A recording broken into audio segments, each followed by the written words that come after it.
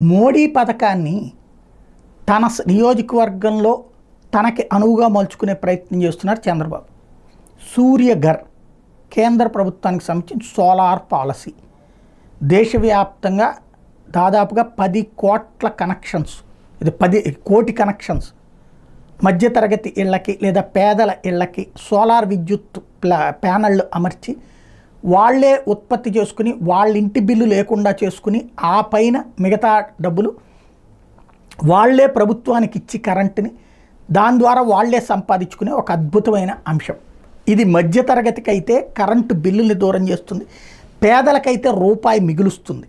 ఇట్లాంటి ఒక అద్భుతమైనటువంటి పథకాన్ని వాస్తవంగా 60% కేంద్రం పెట్టుకుంటుంది, 40% రాష్ట్ర ప్రభుత్వం పెట్టుకోవాలి, 30% పెట్టుకుని 10% ఆ కన్సర్న్ కస్టమర్ పెట్టుకోవాల్సి ఉంటుంది. అయితే ఇప్పటికీ ఇవాళ సోలార్ ప్యానల్స్ పెట్టుకునే వాళ్ళందరికీ కూడా సబ్సిడీ కేవలం 3 లక్షలు అయితే కనుక ఒక 60,000 80,000 ఇస్తున్నారు, మిగతాదంతా కస్టమరే పెట్టుకుంటున్నాడు.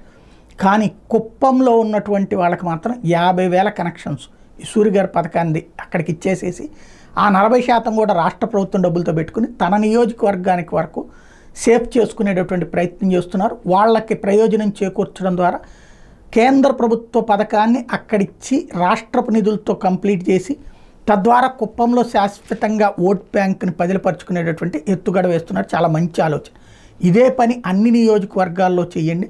మిగతా చోట్లన 40% రాష్ట్ర ప్రభుత్వం సబ్సిడీ అక్కర్లేదు, ఒక 20% రాష్ట్రం, కేంద్రం 80% ఇస్తే ఒక 3 లక్షలు అవుతుంది అనుకుంటే 3 8 2,40,000 కేంద్ర ప్రభుత్వం రాష్ట్ర ప్రభుత్వం పెట్టుకుని మిగతా 60,000 పెట్టుకోమంటే ప్రతి మధ్యతరగతి ఇల్లు ఖచ్చితంగా సోలార్ గారు పెట్టుకుంటుంది, సూర్యగారు పెట్టుకుంటుంది.